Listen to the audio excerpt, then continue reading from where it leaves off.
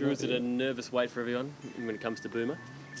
Yeah, a little bit. You never know what's going to happen, but we'd love to have him out there. I thought he was good again on the weekend and shows how valuable he is for us.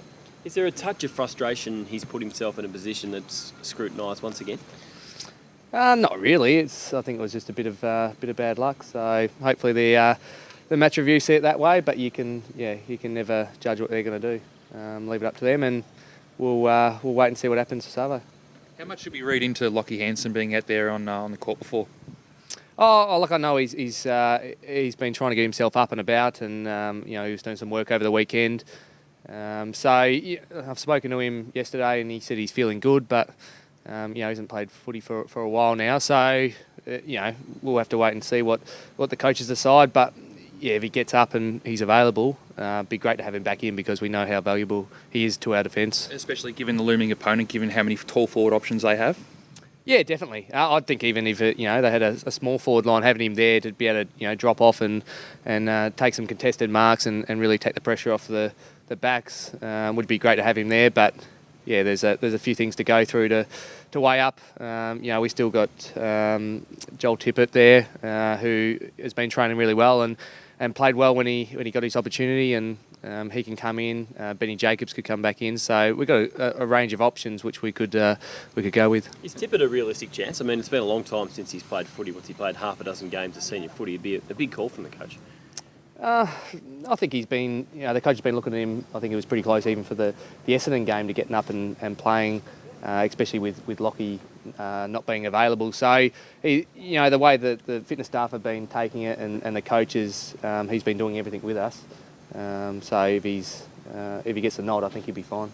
How's Jamie going? Pulled up, Andrew? I think the scan pulled up a lot better than they thought it was going to be, and I think he may have done a little run this morning. So that's all positive signs. But in any of these big games, you want to go in with fit guys. So we'll have to wait and see how he pulls up later in the week. And but we got confidence if he's not out there, someone will come in and fill his spot. 3 days on, what have you learnt from the last 10 minutes on Friday night? What have we learned? Geelong are a very good side. We knew they were going to come back and give us a real challenge. I still think in the last quarter we had our opportunities early. We took the game right up to them and really tried to play aggressive footy, and I thought we did that really well. We just probably didn't take our opportunities early, and you've got to take your hats off to Geelong. They're just a quality side who will never say die, and they almost pinched it, but I'm glad we had Big Goldie down there take a strong mark. You're a week away from a grand final potentially. How does that sit with the group and that expectation of this week and not looking at next week possibly? Oh, it's just exciting. There's a great buzz around the place. It's nice to be playing at this time of year rather than being on holidays. We've always talked about the whole year that our best footy is really good. And if we can just iron out a couple of the inconsistencies, we know we can match it with the best, and we could see ourselves playing on grand final day. So I think for the group, they're just happy that we've been able to get a couple of wins, and we've given ourselves a great opportunity to keep going. How relevant is that victory over Sydney back in round 4? Oh, yeah. I think we take a bit out of it going up to Sydney and winning up there. But we know that Sydney probably weren't going at their best, so we understand that. But yeah, it just gives our guys confidence that they've travelled up there, they've done it before, they know the preparation, what's required. So I'm sure the Sydney side we face this week will be a lot tougher than the one we faced earlier in the year. Looks like it might be wet up there on Friday. Does that potentially nullify their tall forwards? Depends how good their marks are, whether they can stick them or not. So, yeah, it's one of those things you have to wait and see what the conditions are. But yeah, generally, if it's going to be a wet night, it's definitely harder to mark the footy, and you go back to some basic contested footy, and they've got some of the best, if not the best contested player in the game. So. They've still got some options if it does rain. You've beaten some very good midfields the past 2 weeks. Is there a bigger challenge in Sydney considering the depth they've got in that area? It'd be pretty close to being up there with the best. We know how good Josh Kennedy is, but the guys around the outside, even Parker this year, I think's been outstanding. Kieran Jack, Dan Hanbury, these sort of guys. going to be a massive task for us, but we feel, we've got some depth as well now.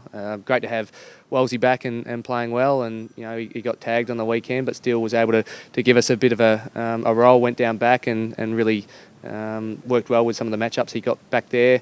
But Nick Dalsano really stood up. Ben Cunnington continues to play well. Jack Zeeble. So, we're really confident we've got enough guys to match him. Sam Gibson outstanding again on the weekend, Andrew. How important has he become to you? Oh, he's been important to us since his first game. He's just his run and ability to create stuff just through pure work rate. He's just probably getting a bit noticed now by the media, but we've always rated him really highly. I said post-match he's in our leadership group. Got a really mature head on him, and just goes about footy the way you want a guy to go about it. So, it's great that he's getting a bit of attention. Hopefully it means he'll still be able to run around and do what we need him to do. But if he plays well, we generally go all right. Andrew, how wary do you have to be to keep emotions and excitement in check, especially so early in the week with a lot of the younger guys too? Yeah, look, I think post game the boys are all pretty excited. Especially when a team's coming at you. But I think we've had a couple of days off now. We had recovery on Saturday. The boys got away and had yesterday off. So now it's just back to business as usual. It's a normal week for us. We'll travel up on Thursday, but other than that, we just go about what we usually do. So I don't think anyone's getting too excited at the moment. Does it feel like unfinished business still? Yeah, definitely. We're not just happy to pull up stumps now that we've made a prelim. We want to go all the way, and we believe we can go all the way.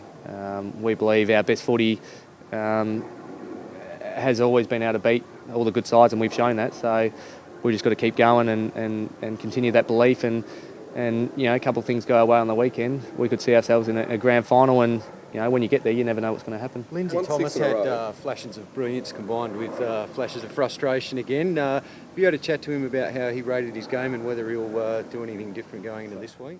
No, I haven't. We haven't spoken with him at the moment. I heard Brad's comments after the game, and it's pretty accurate. So I think he summed it up pretty well. Lindsay's a tremendous player for us, and he showed in the first quarter how good he was. Him along with Dewey and a couple of others really set the game up for us. But umpiring's a hard job, and he's probably made it hard for himself. But if he continues to work and get up and back and run his opponents around, he'll be fine. So I'm confident that the Lindsay Thomas we get out there on the weekend, he'll give us a really good show. 1-6 in a row after about 10 weeks of inconsistency. What clicked? What was the trigger for you, do you think?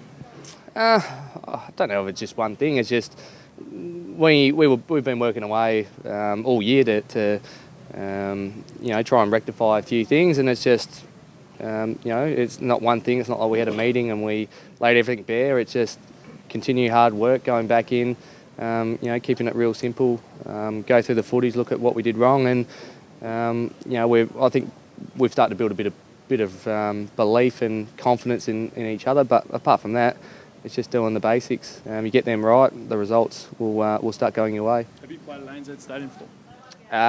Don't think so. No, not 100% sure. So I don't think there'll be many of our guys, but to be honest, I don't think it's a massive issue. We'll train here on Thursday, fly up. We might have a walk around before the game, but other than that, it's not a big issue.